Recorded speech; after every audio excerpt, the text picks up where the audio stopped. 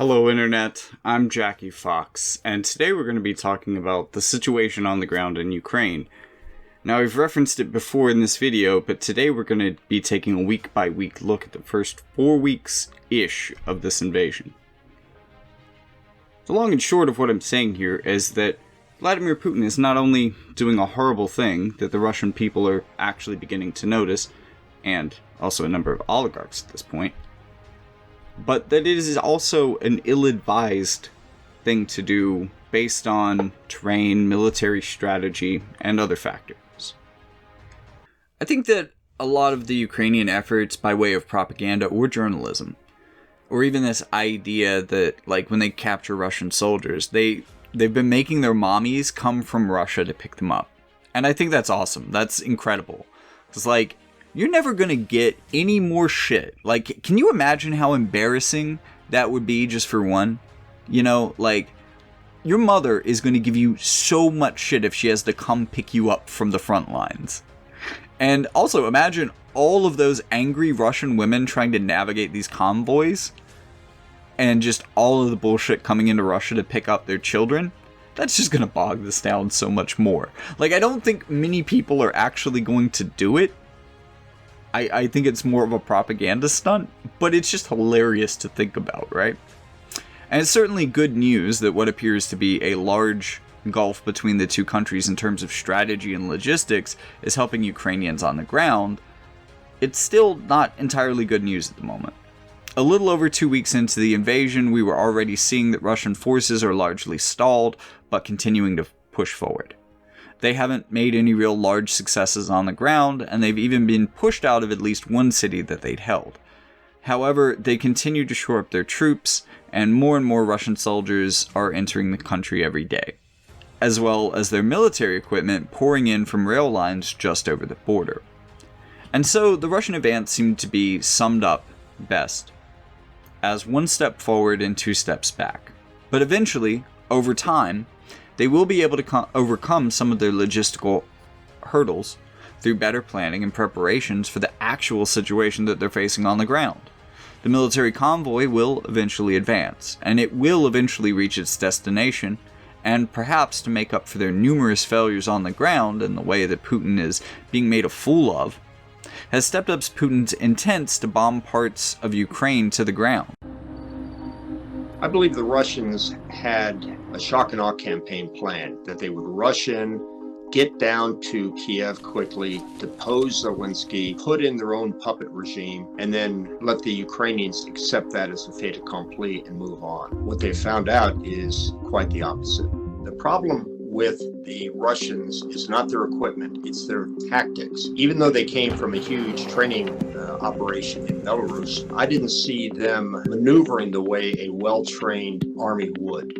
And this sees him committing many war crimes. And it's not that there weren't war crimes here to begin with. As you can see on repurposed signs throughout Ukraine, all paths in Ukraine lead to the Hague for Russian forces.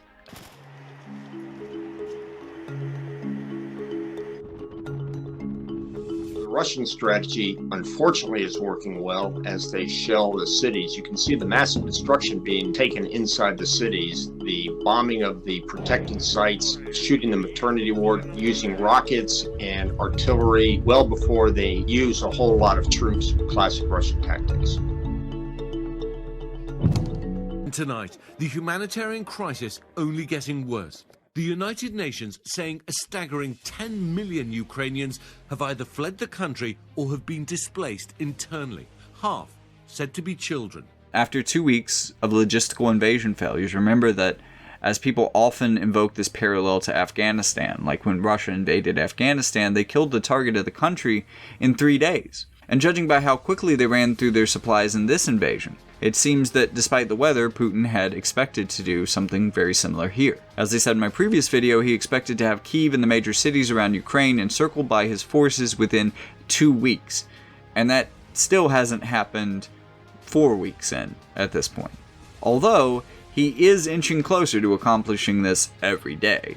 One of the big stories happening about 2 weeks ago was Mariupol, where Russia has agreed to create civilian evacuation quarters in order to reduce civilian casualties. However, as an Al Jazeera journalist who got behind the lines of Mariupol soon discovered, and showed the world, Russia seemed to be specifically bombing these civilian corridors in what had agreed to be a ceasefire, which mirrors their tactics since the Minsk agreement in their first invasion of Ukraine, where the firing never really stopped for very long. The largest and deadliest strike yet on the capital. Kyiv has been rocked by massive explosions, images emerging today of the size of the blast. Video verified by ABC News shows the moment the missile hit a shopping mall on the edge of Kyiv, killing at least 8 people. As dawn broke, the sheer scale of the aftermath was revealed. Rescuers searching for survivors, pulling victims from the rubble. Residents nearby were left bewildered, searching for belongings in bombed-out buildings. The Russian military releasing this astonishing video they say is of the attack. And tonight, rescuers searching for survivors in the rubble of an art school in the besieged city of Mariupol after Russian forces attacked. Hundreds believed to be trapped. Ukrainians in the key port city defiantly rejecting Russian demands to surrender. The death toll soaring. Residents forced to bury the dead in the shadows of destroyed buildings. The Ukrainian Foreign Ministry now accusing the Russians of forcibly deporting thousands of city residents, including children, to parts of Russia. The US says it's investigating. In Kherson, the shocking images of Russians firing on a crowd of protesters. Verified video circulating online shows the moment Russian forces opened fire on the crowd, firing stun grenades to try to break up the peaceful protest. At least 4 reportedly injured, 1 with a bullet wound. Except that this seems to be intentionally employed not only to target civilians, but also to concentrate them into specific locations to be targeted and picked off by Russian artillery. Increasingly, we're seeing Russia's efforts to bomb cities to the ground. In order to flatten the resistance there, we see increasing Russian efforts to cut off civilian populations from water, food, and power, as well as various other necessities. And maybe it's just because the world is only paying attention now to this in a way that we perhaps haven't paid attention to the tactics of similar crises that invoked a number of war crimes themselves. But what is being done here against these people is so utterly foul, and it's such a cowardly technique for a stronger opponent to militarily take. And I think that shows a certain weakness that might be present within Russia at the moment, or at least I can hope. It feels like Russia is Russian this, and has been from the very beginning. It also seems like China isn't as willing to back Putin economically as he'd hope, and as we see economic and military plans simultaneously failing, Putin is facing massive and continuous protest, tanking poll numbers, and more Russian people beginning to decry the war in spite of serious crackdowns on anti-war media and protest, which could lead now to up to 15 years behind bars.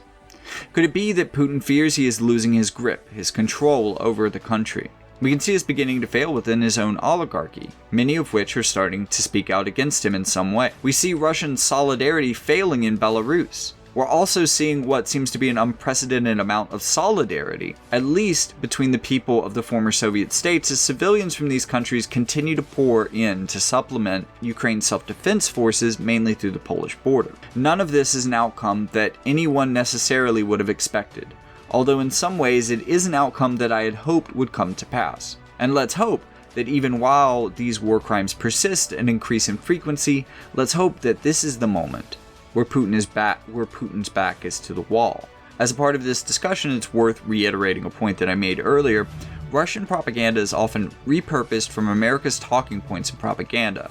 To this end, as they're writing this, they're simultaneously shutting people out of the public internet and at the same time rebroadcasting Tucker Carlson with Russian subtitles. And that is not actually even a metaphor. As I previously mentioned, Russian excuses for civilian casualties are basically exactly what the US state had said regarding our own warfare in Iraq, and a recent strain of Russian propaganda about biological weapons, funded by the US, existing in Ukraine, seems to take its lead from the lab leak theory, although this time seemingly with little basis in reality. However, this is a troubling sign because it follows in a previous Russian strategy that aided propaganda efforts that led up to the invasion.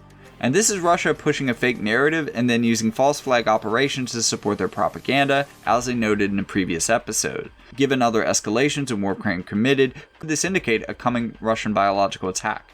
And in face of such a thing, who will continue to remain neutral? Let's hope that the atrocities that we have seen already are the tactical last gasp of the Russian Empire, or at least this iteration of it. And let's hope that if things do fall apart here as they have in the past, let's hope that this iteration of the crisis, someone lends Russia an olive branch. This is a country that could potentially be a powerful ally, and has been a powerful enemy. And I think we're moving into a world that is increasingly globalized and interconnected, where there isn't as much of a place for countries to have enemies anymore. And I think that hopefully this is a sign that will usher in a new geopolitical age of peace, cooperation, and expansion of allyship, and solidarity through nations, both locally and globally, instead of the corporate globalization that we saw in the 1990s. Let us instead cooperate, not to ship things all over the world to exploit labor as effectively as possible, but instead use our cooperation to build each other's countries up, and our populations up, reducing inequality and poverty, but building the world into something greater than it currently is. And one step towards really finding ourselves in that world after the dust clears, we actually need to hold accountable those who push for war crimes, those who ordered them to be done, to send a message to the rest of the world that this is an age of government-sponsored terrorism is finally coming to an end, and it will no longer be tolerated. Only then can we move forward to a politics of peace. However, it's important to note that none of this is much solace to Ukrainian civilians now.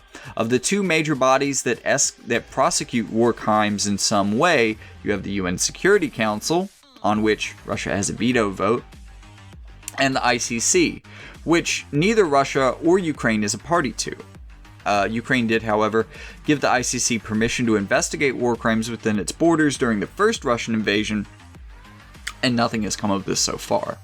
And this is partially because to enforce such rulings would require military force, but more importantly, the political will to fight Russia directly, which none of the world's governments seems to possess, Ukraine excluded. That said, should there be regime change in Russia, it might be the case that Putin and his compatriots in this right might be held accountable at a later date. However, this has little bearing on what is happening now, and Putin has been clear in his actions. War crimes just aren't going to stop him.